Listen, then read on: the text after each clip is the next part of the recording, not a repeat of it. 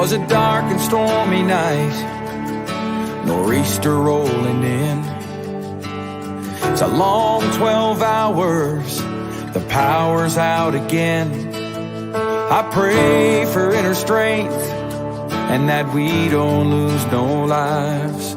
Just another day in the first responders' eyes. Half a cup of coffee's gone, the first run comes in. A car slid off the road, there's a family trapped within. My heart beats like a hammer, I can barely catch my breath. I'm thinking the worst and hoping for the best.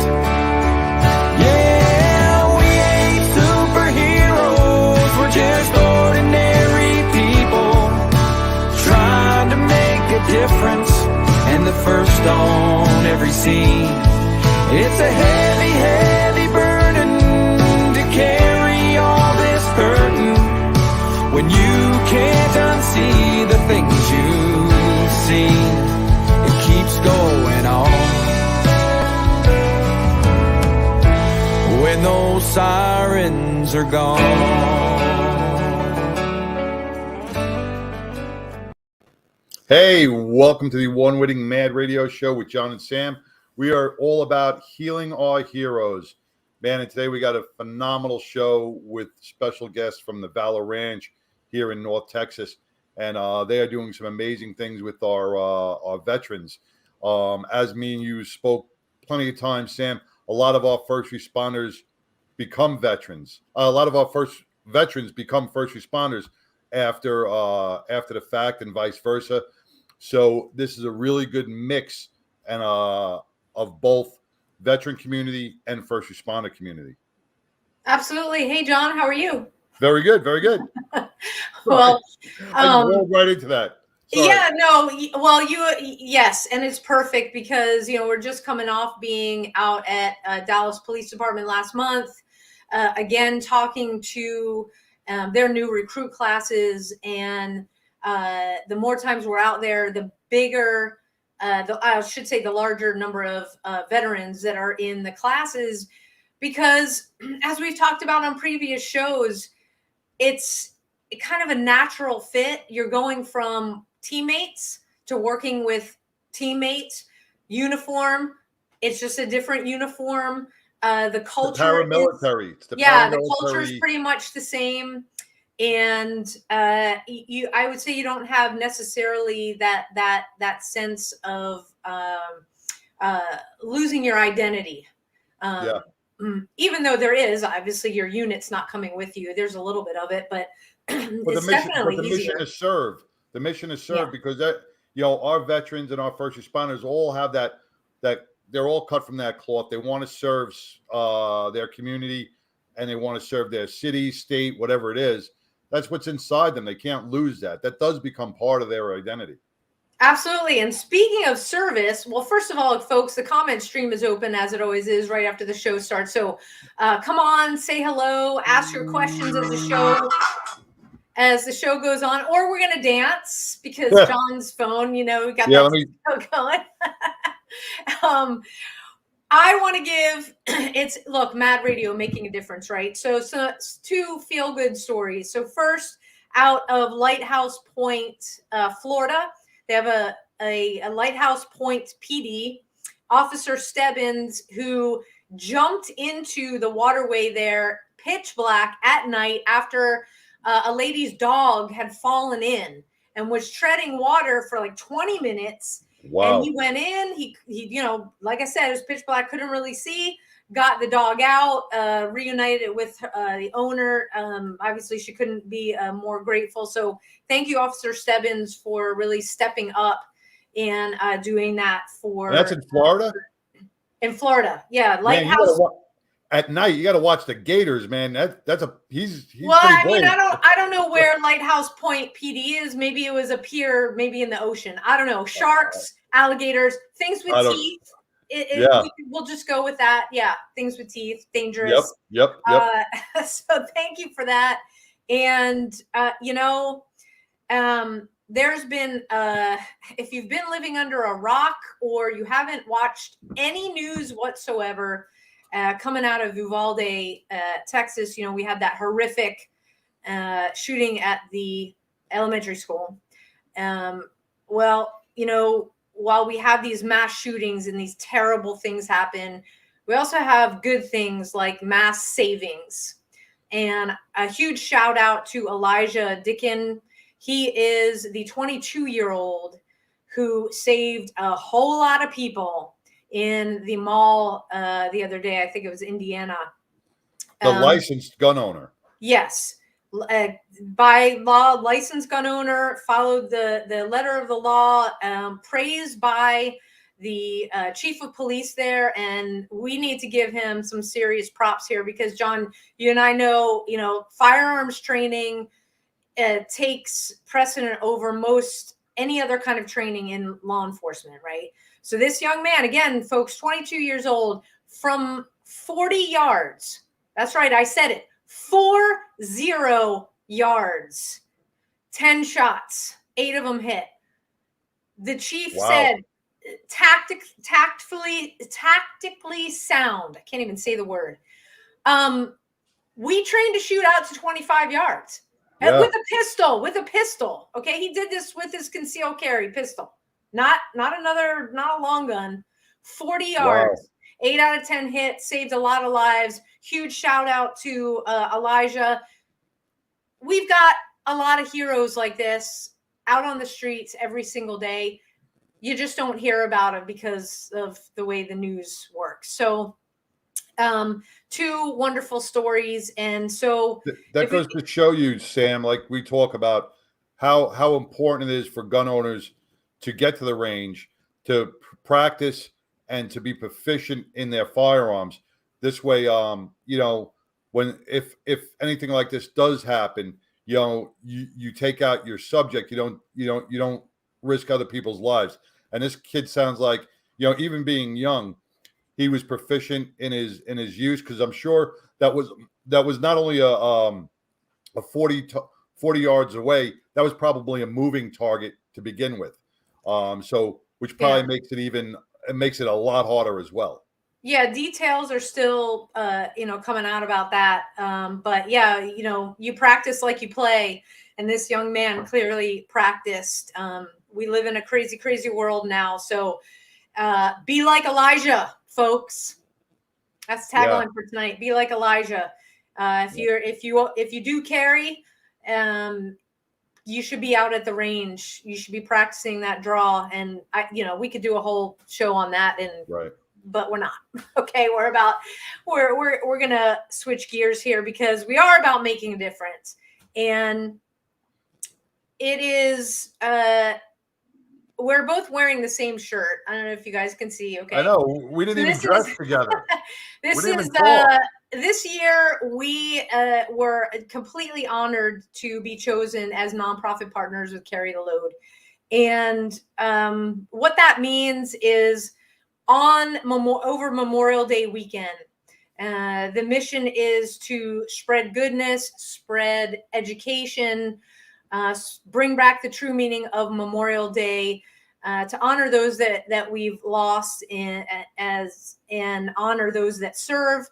And we got to meet 2 really cool people who have a passion to serve. They come from a unique space. We're going to let them tell you about it. But when you can visualize yourself helping others, that's one thing. When you take that on a grand scale and you say, oh, no, it's not just about us helping. We've got to build a ranch to do this, okay?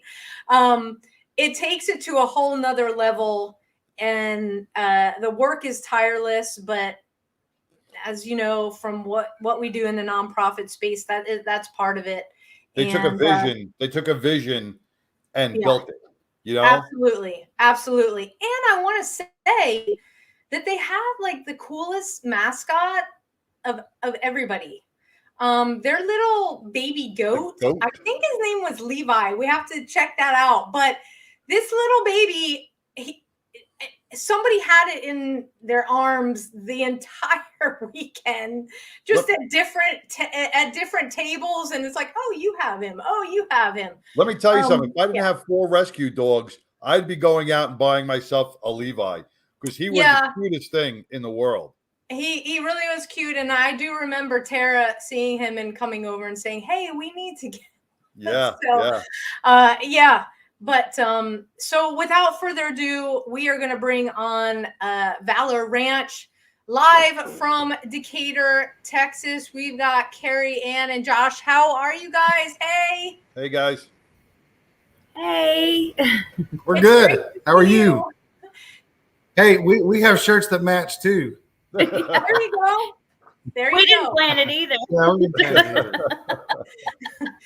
It's I don't know, Mom Nature threw the heat waves, threw it out there tonight. But do we have the name of that cutie pie correct? Did I remember Yes. his name? Yeah, Levi. I did. Yep. Okay. John can tell Levi's you, the famous like him, I'm terrible at names, but you put a cute dog, or in this case, a very cute goat, and we don't forget the name. Sorry, Yeah. people. Yeah. But yeah, welcome to Mad Radio. It's so great to see you all again. And, we want to dive right in because that mission that you guys have is so on point, and it's something that I don't think the majority of people really think about, because you created Valor Ranch really to serve women, S.H.E.R.Os, right?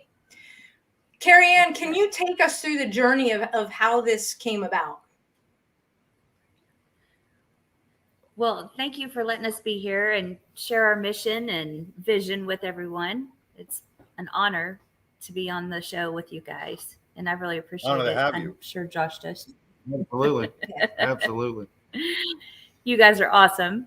So we may cut in and out because we live in a very rural area, and we're starting to get storms. Yay! Yay. Finally, It- 45 days without rain. We can use some. In the last 30 minutes, it's gone from 109 to 97.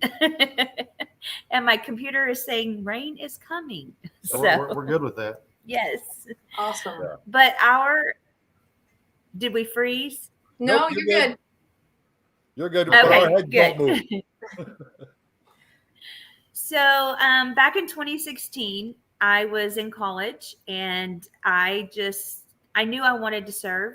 My husband was a combat vet, and he passed away from his combat exposure.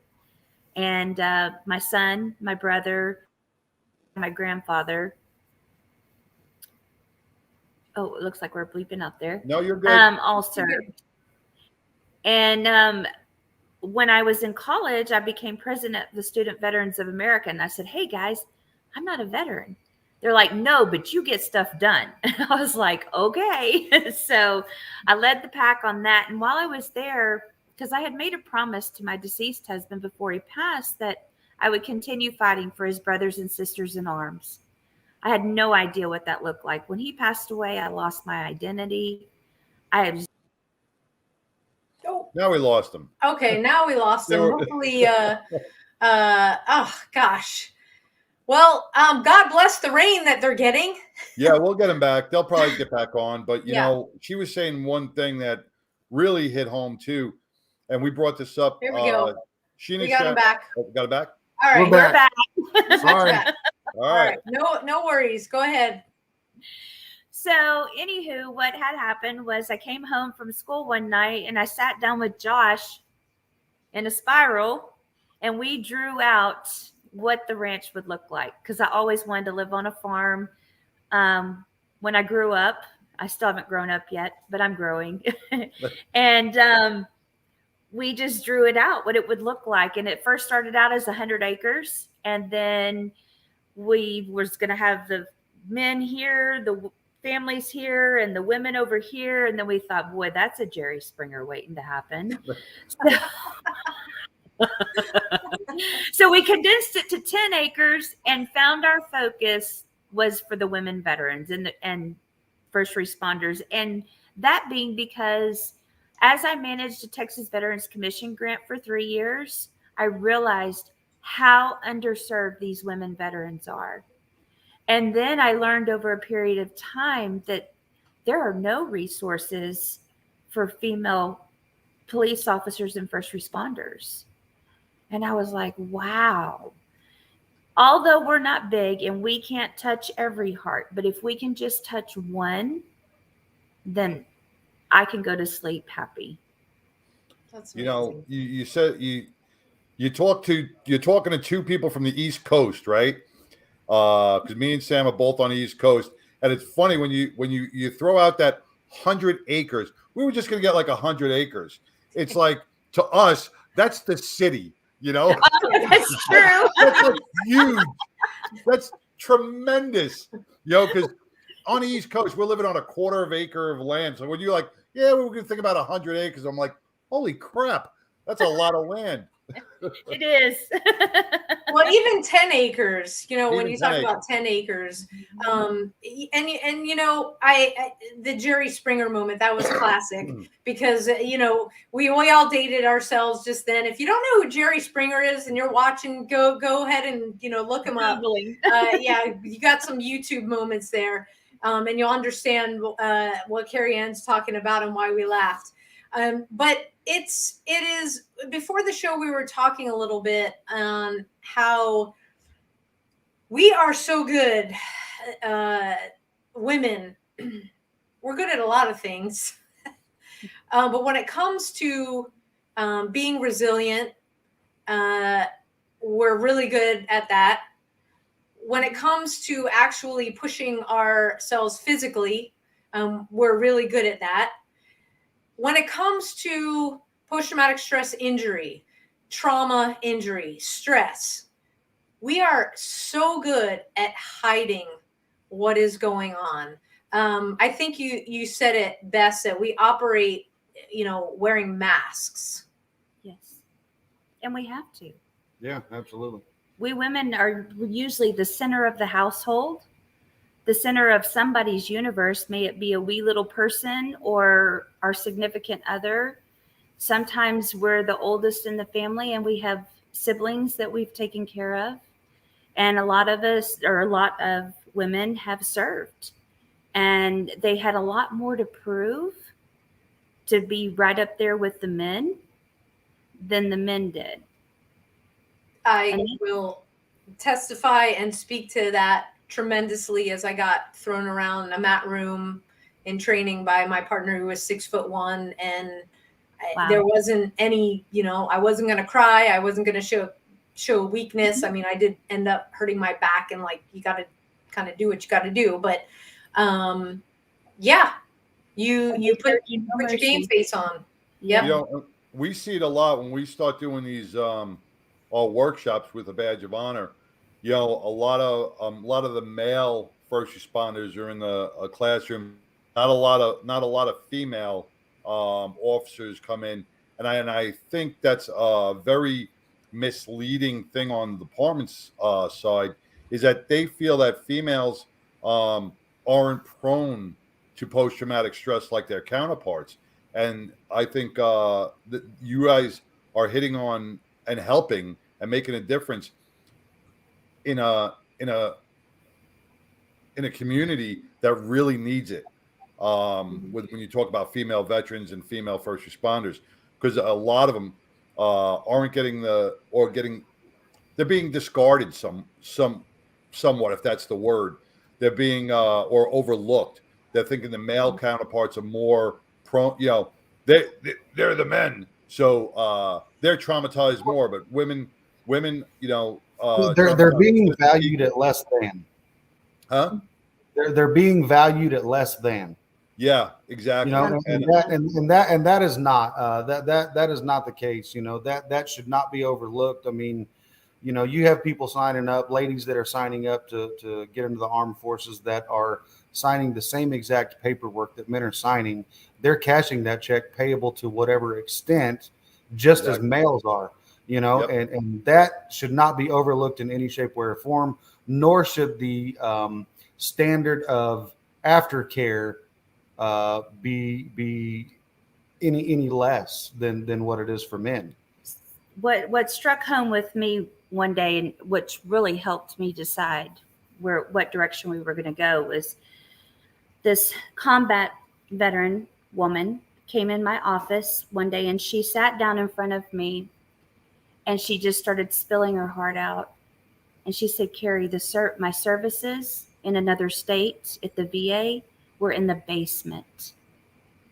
She said, I served just like those every man standing outside of that VA, and I still was treated as rock bottom. Second class. Mhm. Like a second class citizen. Yes. Exactly. Wow. It's we talk about a lot of the different kinds of trauma that we see, and over the course of a lifetime, if you're in law enforcement for 25 years, you're going to be exposed to 800 traumatic incidences. That's the science. That's the research.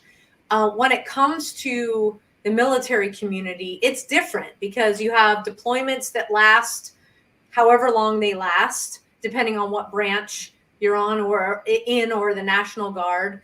You're assigned to your job duties over there, whether it be logistics, taking care of vehicles, or flying Apache helicopters, right? I have a female veteran friend who that's what she did.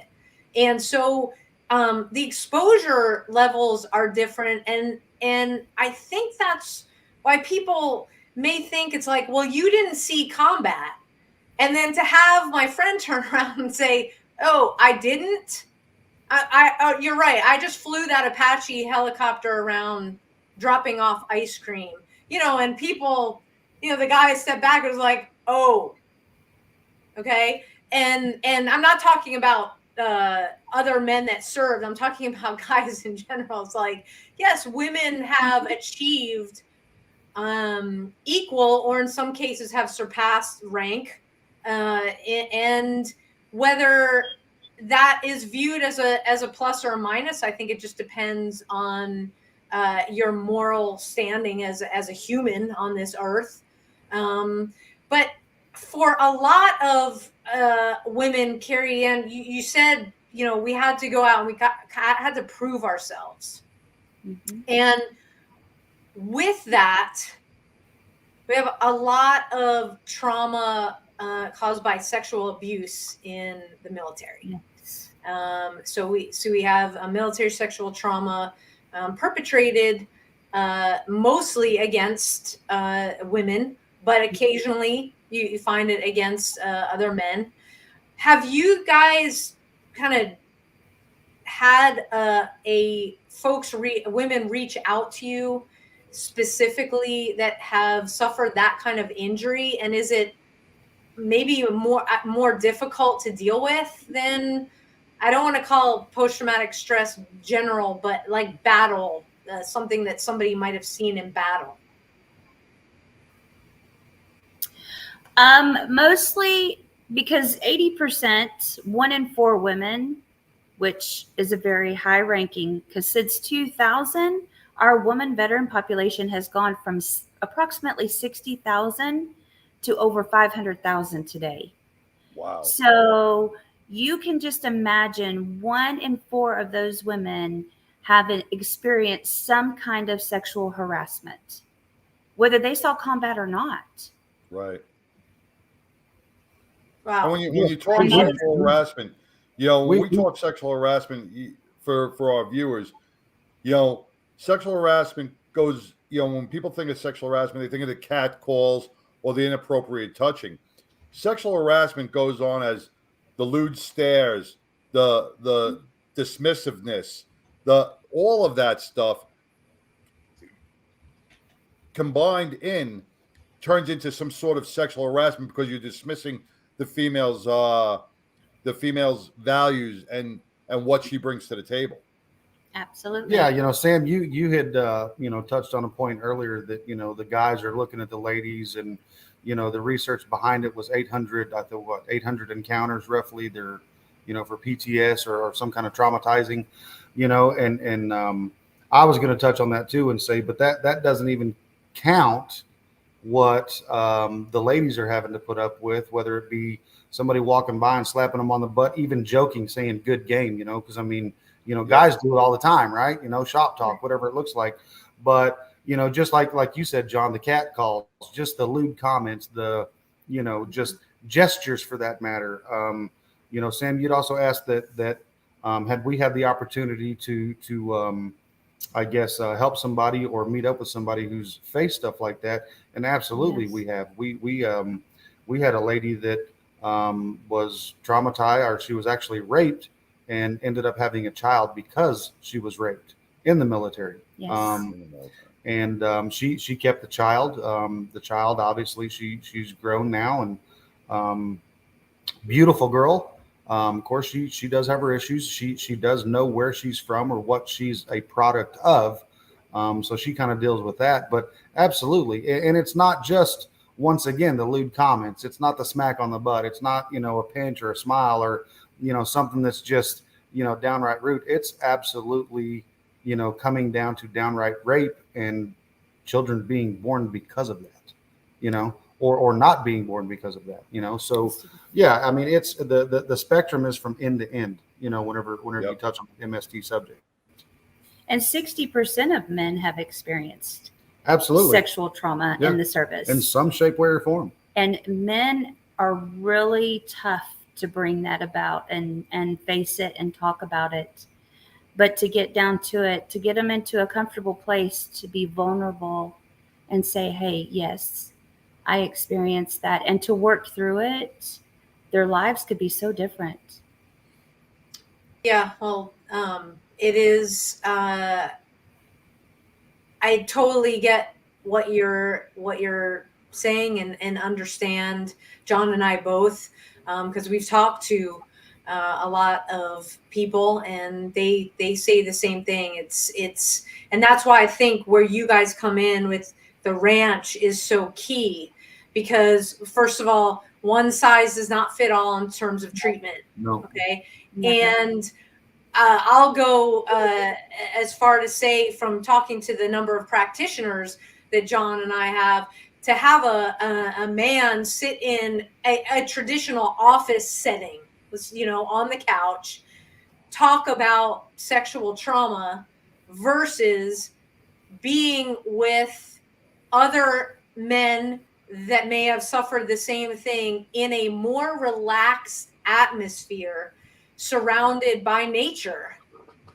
Mhm. Nature tends to ground us and just make us feel different. It kind of at least for me, it's got a comfort level that is way different than this clinical, oh, I gotta go see my therapist kind of thing, right?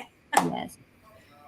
Yeah, Most and the definitely. campfire helps. S'mores, Yeah.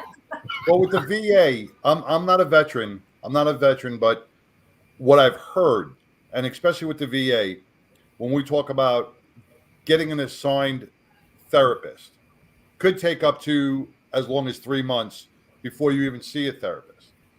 And then you don't really have your choice on a male or a female therapist, right? So, female who has been sexually assaulted in the military may have issues with going and coming forward to a male therapist. May not feel comfortable enough. And then Yeah. if she says, I don't want to be part of this, I want to change, it could take up to another 3 months to find a therapist that she feels comfortable with. Yeah. So I think you're talking that now you're looking at 6 months where that can become very frustrating for our S.H.E.R.Os. And then have we lost them by then? Right. right. Yeah, and what has triggered them, to where they're actually having to actively seek it. If they dealt with some of it during, their time in the military, and now they're back, and now they're out, and they're facing something else or something that has triggered them, and they're needing help right away. They're not needing help 6 months from now. They're not needing help 3 months from now. They needed help Now, a year ago, whenever it happened, or whenever it happened from that time forward. But and you're exactly right. So at that point, we try to seek somebody from outside who can actually help these ladies immediately, who can give them the relief that they need in a more comfortable setting. And it's not something that is demanded by the VA that they have to do this or they have to do that. We try to alleviate those hoops that they have to jump through so they can get the help that they need and start healing now, as opposed to on someone else's time. We've made plenty of connections within our community. We actually have a counseling group here in Wise County that's all they serve as first responders and veterans. Yep. And they even have a back entrance to their office and back parking so that they do not have to use the front entrance, be made known of any type, way, shape, or form. Their client privilege is second to none whenever they start talking about veterans and first responders and the level of care that they actually give. Mm-hmm. See, and what me and Sam have just experienced over the last couple of weeks through helping out other veterans is that many veterans who serve 4 years or 6 years, they come out after they've served our country, performed an amazing job and patriotic. They come out and they don't have medical insurance. They have VA benefits. So they are limited onto where they can go, who they could seek out, unless it's cash out of pocket, which a lot of veterans suffer from that. So they have no other means but to be, a slave to the VA. Yeah.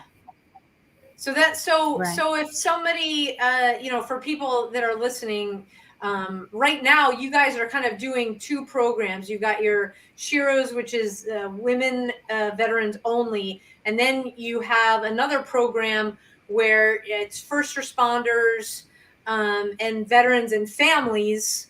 And so for somebody like what John just said, that is only able to operate in that VA system, and it's just not happening. Walk us through. They pick up the phone, which by the way, guys, I'm going to put your website up there, but Valor Ranch TX for Texas. That's the abbreviation for Texas. Yep. Valor Ranch TX.org. You can go there.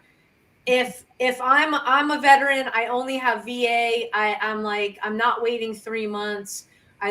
Somebody tells me about your website. I land on it.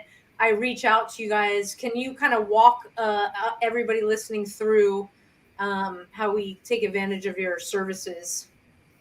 Well, they can also, on the website, there's an assistance tab through the Texas Veterans Network, and they will get them connected to local assistance near them. All they have to do is prove that they have served. And that's usually through a DD-214. They'll go through a very short vetting process.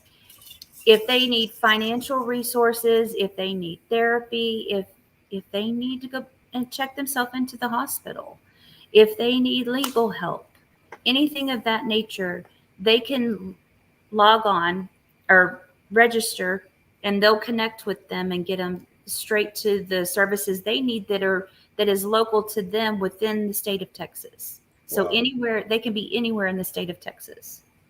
That's fantastic. And we know the folks over at Texas Veterans Network. They are phenomenal, and it literally is they actually helped us out big time. Yeah, they get you in the system, and they get you what you need. For somebody that wants to come out to the ranch, I understand you have some housing, or what's going on with the overall build out. So it's nonstop. Yeah, yes. we did say at the beginning of the show that it's tireless. It's like you don't sleep. It's a mission focused 100%, and that's what it takes, right? If you hear two foreheads hit the table going thug, that's us. Or if I just fall out of the camera's view. No. There you go. So we have helped a few people as far as staying on the property that were in transition. They've all transitioned out. They're all in their new homes, which yay. Yes. And that's what it was here Congratulations. for, was to help them get to that next step. We also have an aquaponics garden that'll feed over 300 people a week. And we're 75% completed with that. 85. Oh, I'm sorry. I just got corrected. 85. I love But it. if someone needs assistance, by all means, they can call us. They can connect through our website. Just however, because I had a lady call me from Colorado a couple of days ago. And the best that I can do, because I'm not familiar with those resources, is get a hold of her city manager and say, hey, what do you have for veterans? Who's your veteran connection in this city? You know, and getting her connected to those, what she needs. Did they have North one? Carolina. Oh, yeah. Oh, okay. They're just not famous because they're not in Texas. So, you know. There you go. There you go. I love No, it. because Yeah. there are a lot of states that may not have a whole bunch of built-in resources for the veteran community. I just want to make sure that there is something out there that is good for each state. The resources vary from city to city. They do vary. But it just takes that one advocate that will go a little bit deeper and call the next person and call the next person, because the veteran's not going to do it. Right. Right. Absolutely. We know that. Yeah. And we've had that discussion with so many people, and what we try to convey is the fact that this is not a competition. It's about networking. It's about connecting resources to the right people and just making sure that somebody has that tether. Just one tether can change a life. All it does is create, domino effect. And if one person can make that phone call and just, make that one connection, it creates a whole world of information, or just a new highway of information that people maybe not have even known was there. Just like you guys on being on the East Coast, reaching out to us. There may be somebody who's sitting in their living room right now or sitting on their phone right now watching this program, and they're saying, you know what? I had no idea.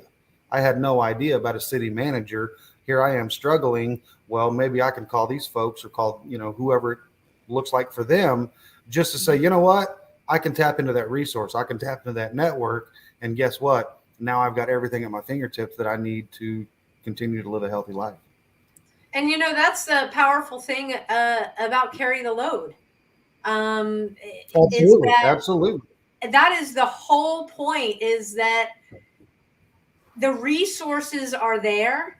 They're right there front and center. First, if you need assistance, you can get it on site over Memorial Day weekend.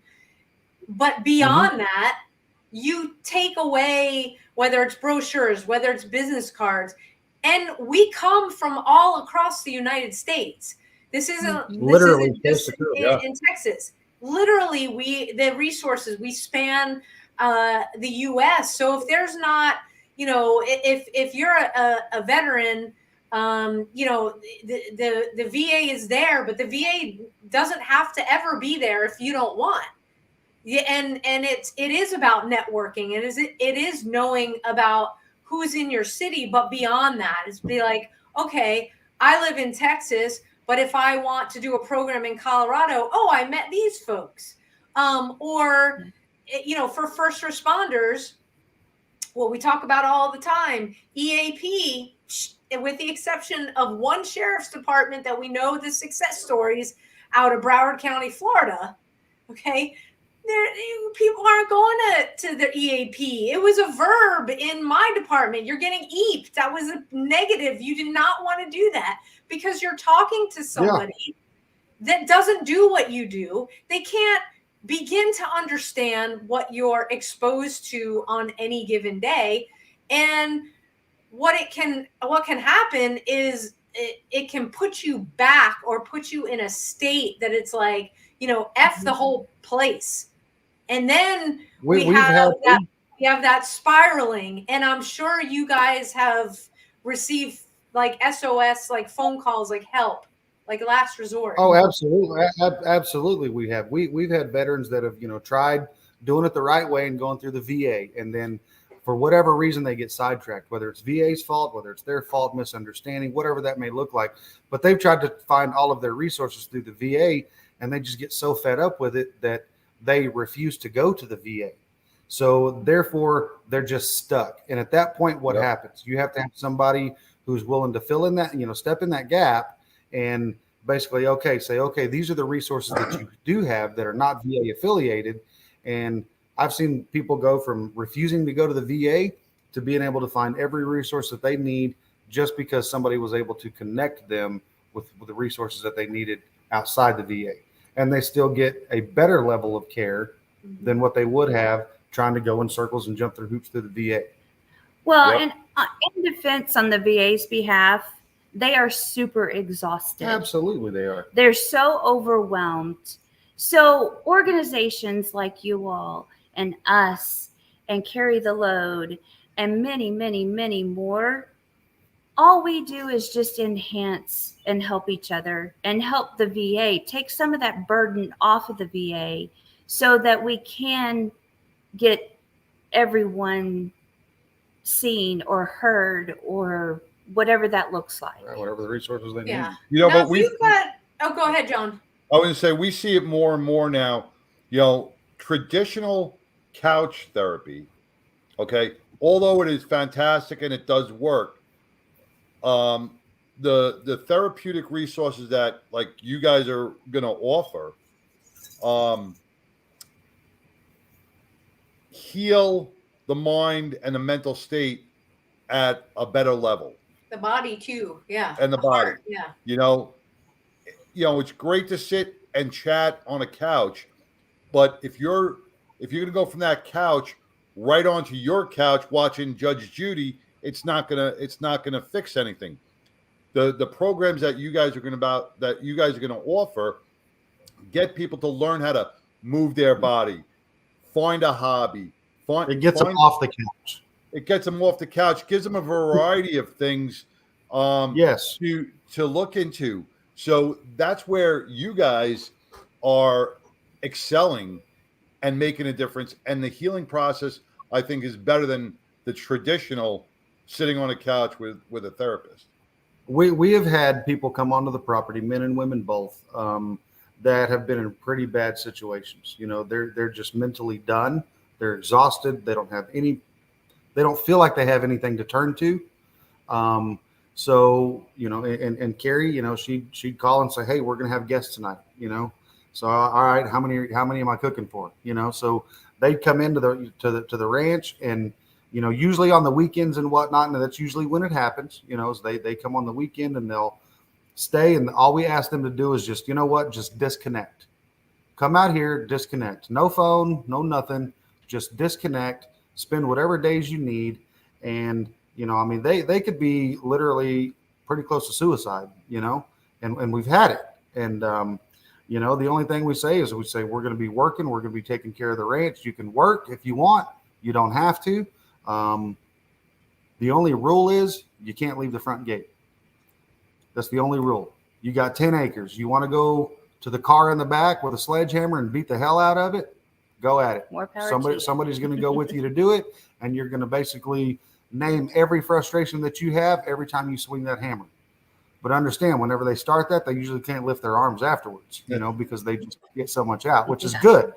Yeah. Or they'll come and help us work, or they'll say, you know what, I'm not going to work. And we find them swimming in the pond, or they're messing with the horses or the ducks or the chickens or the goats or whatever it looks like for them. Mm-hmm. But I can tell you that every single time that we've had that happen, suicide was off the table and they were a different person when they walked out the gate. No, that's amazing. And that's all it takes. Yeah. What are some of the resources?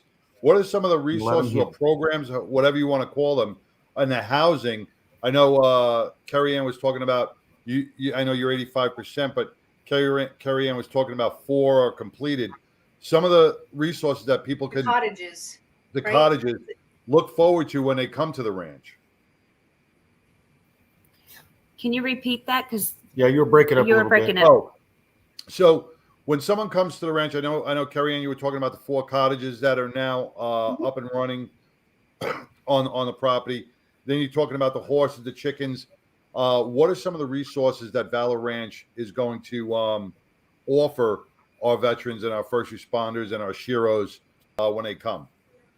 So for the ladies coming into the program, they're going to be offered wraparound resources, anything from financial classes to cooking classes to obviously mental health. That's going to be the main piece. We're going to try to get them connected in any shape, way, or form, whether it be employment whenever they leave our the program, or whether they want to go back to school, whatever that looks like for them. We kind of leave that up to them as far as kind of what they want out of life and what that looks like for them, because that's their story that they're writing. But there are going to be certain requirements, obviously, that they're going to have to meet and they're going to have to go through here. For instance, there's not going to be any type of isolating. You're going to be required to come out onto the property and work and, basically learn the new skills, work in the aquaponics garden or work with the animals or something like that. We want to change their lifestyle. And that a lot of people, they just kind of get the misconception that we're just going to throw this stuff at them and let them pick and choose. No, it's not that way. Just like any type of work, you have to work at it to make it work. Mm-hmm. So we're gonna get you off the couch. We're gonna hold you accountable for saying, you know what, you want to choose different. You got to do different.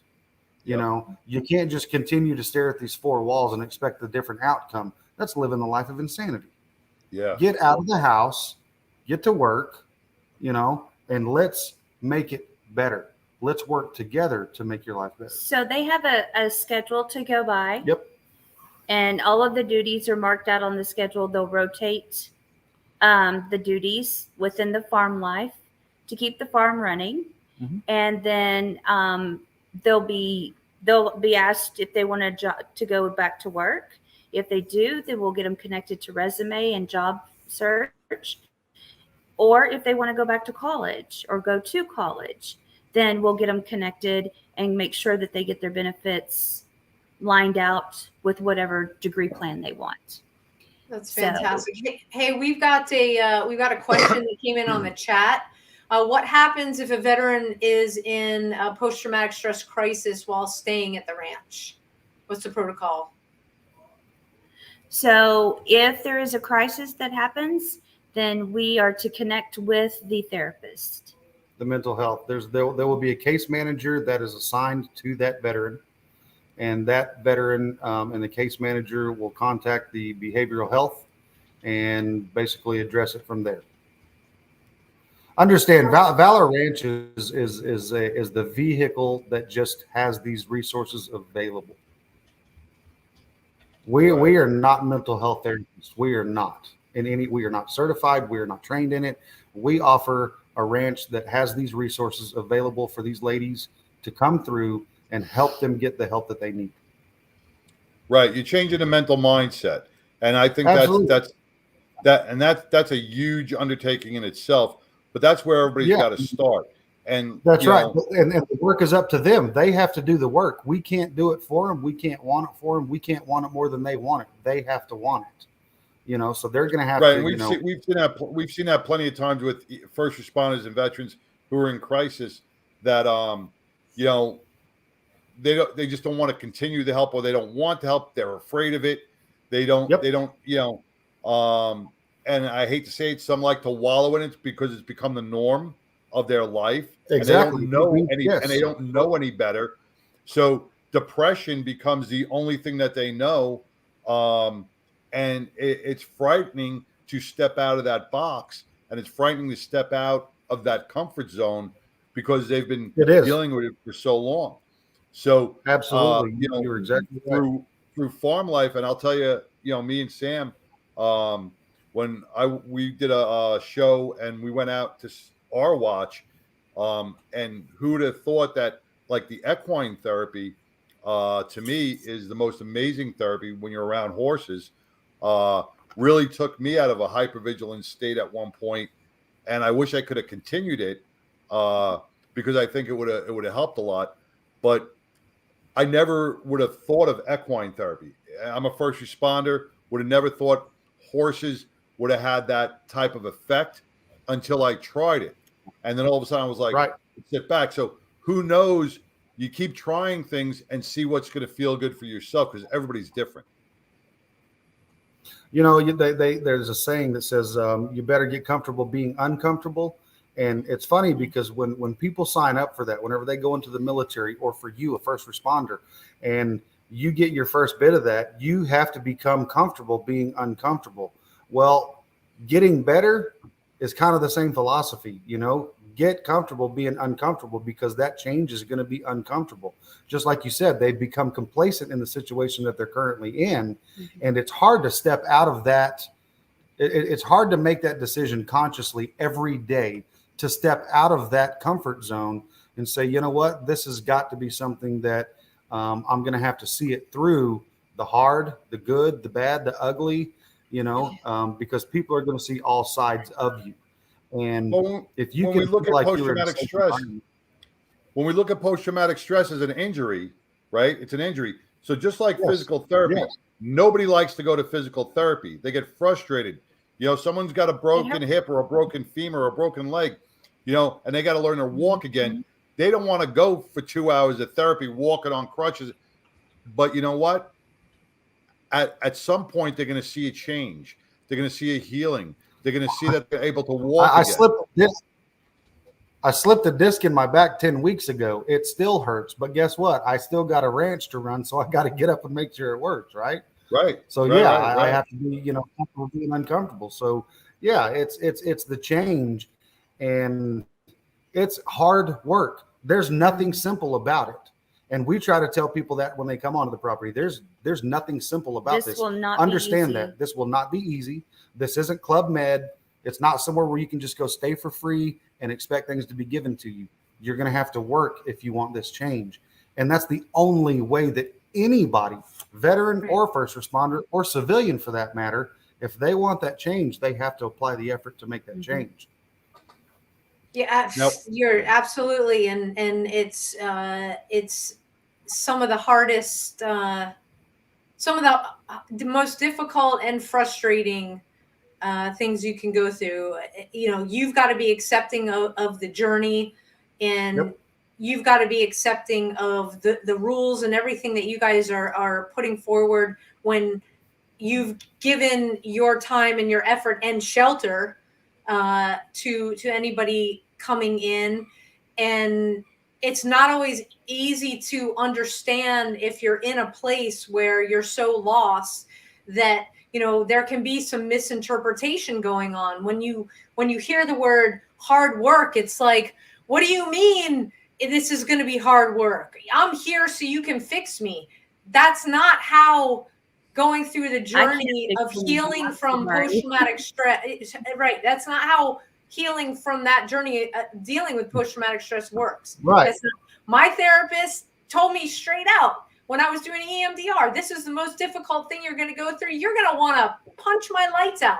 You're going to hate me for what we're going to do. And if it comes down to yelling and screaming at each other, then so be it. Right. It's not pretty, but you know what? It's freaking real. And I wouldn't be sitting here if it wasn't for somebody who laid it out on the line from day one. John wouldn't be sitting here, and neither would our other partner, Jeff, and John, our other John, would have been the one that would have been yelling at us. We wouldn't be sitting here. Even civilians, we wouldn't be sitting here. We have done hard ourselves. You know, and that was part of our inspiration as to how this was going to run. I mean, let's face it, and I'm just going to be real vulnerable. I've had a gun in my mouth. You know, I know what that looks like. I know what both ends of that spectrum look like. And that's what gives me the purpose and the drive every day to try to help somebody else, you know, because I understand what that emptiness, what that literally I have nothing left to give, or I have no one to turn to or anything. I know what that looks like, but I also know what that light at the end of the tunnel looks like too. And I can tell you right now, it's not a train. It is absolutely beautiful. Because once you can see inside yourself and you can get past that point of either, and I'm not saying it's their fault, playing the victim or falling into that victim mentality and saying, oh, the world's out to get me, or there's nothing here to fix, that's BS. There always is. Is it hard? Absolutely. Is it tough? Absolutely. Are you going to have to make questionable decisions about yourself? Absolutely. We all do. Yep. But you know what? The journey is worth it, because I can tell you right now, whenever I was going through the middle of my suck that I had to embrace, I couldn't tell you that I was going to be okay. But I can tell you that the question was asked to me, you're in the middle of this right now. In 2 years, is all of this going to make a difference? No. But right now, where I'm at right now, I can tell you that I'm several years past it, and it's still a beautiful life. And I still continue to write my story, just like she does, just like you two do, just like the people who've seen both sides of that coin. Yeah. You just got to keep pushing forward, no matter how hard or how sucky it is. Wow. Well, And I promised. I promised before we started. You guys had the last minute to say your message to first responders and veterans listening. Josh, I think you kind of nailed it. Yeah, I nailed mean, that one. that was super powerful. Keri, you want a different message add on? What would be your message? Just be vulnerable. Just reach out. You're not alone. You don't have to do this alone. Just because we're civilians doesn't mean we don't understand. We both have backgrounds. Just because there's civilians out there that want to help you doesn't mean that they don't understand. They want to help you. Go for it. Don't give Now, up. how could people help Valor Ranch? Right. Where can they go to help you guys out and visit you on social media? Valor Ranch TX is our handle on all social media sites, including LinkedIn. For people that are local, help with physical. I mean, just, trying to build all the time. We've constantly got projects going on, just trying to build the ranch. So we put together work days. So if there's skilled laborers out there that want to come out and volunteer some time, that's great. Of course, money is always a good thing. Cash is king, as they say. Right. Donations, or just by spreading the word, simply just spreading the word. Or if they know how we can get our hands on some heavy equipment, we've got a pond to build. We need a truck and a trailer so we can deliver this food every week to the local food banks and shelters. How and shelters. about donations such as